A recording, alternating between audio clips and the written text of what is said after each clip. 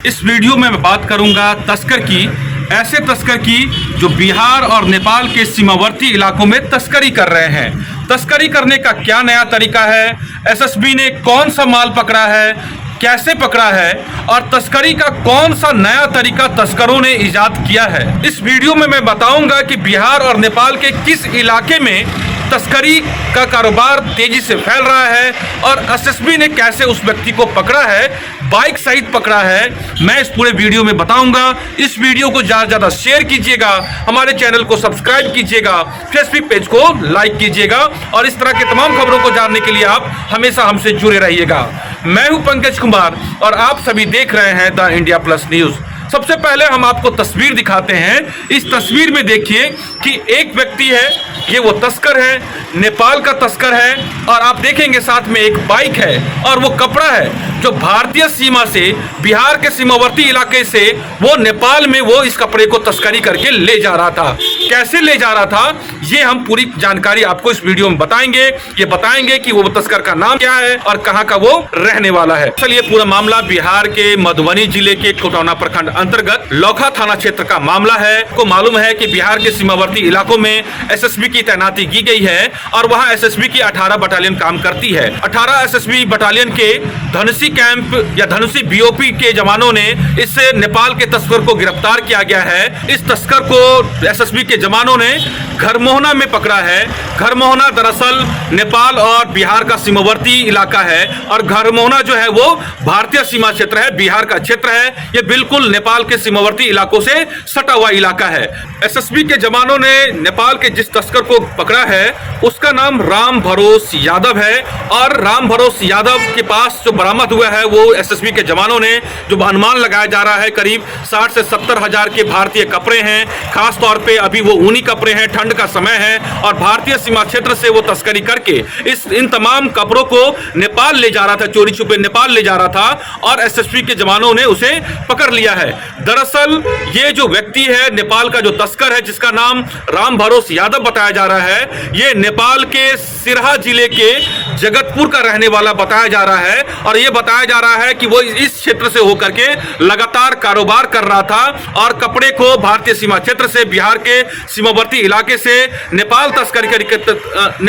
तस्करी करके ले जाता था। लेकिन लगातार सूचनाओं के आधार पर एसएसबी की टीम लगातार काम करती है और सूचना के आधार पर जैसे ही इस सूचना के आधार पर एसएसबी के जवानों ने, धनुषी बीओपी के जवानों ने इस तस्कर को गिरफ्तार कर लिया है और इसके पास आप देख सकते हैं ये तस्कर अकेला इस बाइक पर बांधकर जो है इस कपड़ों को नेपाल जो है ले जाने की कोशिश कर रहा था। नेपाल की सीमावर्ती इलाकों में दाखिल होने से पहले एसएसबी के जवानों ने पिलर नंबर 248, जो पिलर होते हैं भारत और नेपाल के बीच में सीमा रेखांकन के लिए पिलर स्थापित किए गए हैं, पिलर संख्या 248 से पहले जो भारतीय सीमा क्षेत्र में घरमोहना में इस तस्कर को गिरफ्तार कर लिया गया है। जो जानकारी हमारे पास आई है, गिरफ्तार करने के बाद, पकड़ने के बाद एसएसबी के जवानों ने इसे आगे की कार्रवाई के लिए एलसीएस लौखा, जो कस्टम का जो ऑफिस है, वहां पर उन्हें जो है एक तरीके उनको आगे की कार्रवाई के लिए वहां पर भेज दिया है। कपड़ों को जब्त कर लिया गया है, बाइक को भी जब्त कर लिया गया है और आगे की जो कागजी कार्रवाई होगी, जो कानूनी कार्रवाई होगी,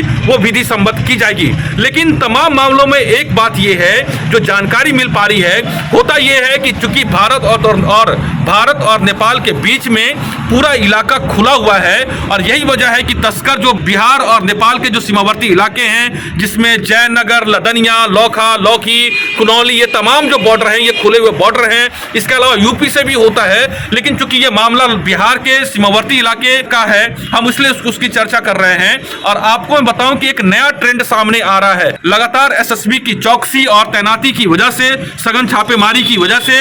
ये तमाम तस्करों ने एक नया जो है एक तरीके से इन लोगों ने ट्रेंड अपनाया है। पहले होता यह था कि ये लोग बड़ी बड़ी गाड़ियों को भारतीय सीमा क्षेत्र से ये लोग नेपाल में दाखिल हो जाते थे, लेकिन जब से एसएसबी की तैनाती हुई है तब से तस्करों पर लगाम लगी है और ये तमाम तस्कर, चाहे वो भारतीय सीमा क्षेत्र के हों और या फिर नेपाल सीमा क्षेत्र के हों, सभी लोग जो हैं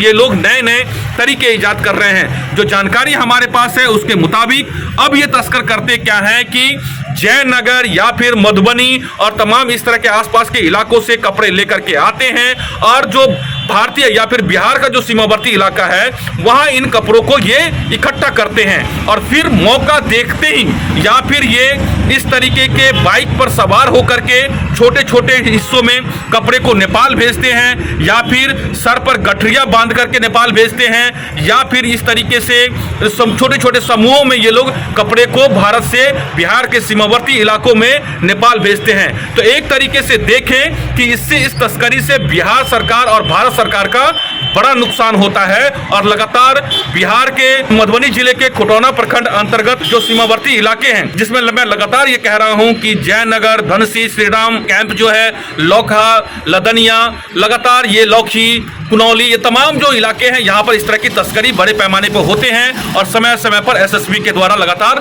कार्रवाई की जाती है। तो इस तरह की ये जानकारी लगातार हमसे अगर आप चाहते हैं, पाना चाहते हैं और इस तरह की सूचनाएं आप चाहते हैं तो द इंडिया प्लस न्यूज के इस वीडियो को शेयर कीजिए, द इंडिया प्लस न्यूज के यूट्यूब चैनल को सब्सक्राइब कीजिए, फेसबुक पेज को फॉलो कीजिए और आपके पास अगर कोई जानकारी है तो हम तक साझा कीजिए। नमस्कार। अगर आप चाहते हैं कि आपको इस तरह का इंफॉर्मेटिव वीडियो मिलता रहे तो आप हमारे चैनल द इंडिया प्लस को सब्सक्राइब करना ना भूलें। साथ में आप बेल आइकन को दबाना भी ना भूलें ताकि आपको नोटिफिकेशन मिलता रहे। आप हमारे इस वीडियो को शेयर भी कर सकते हैं।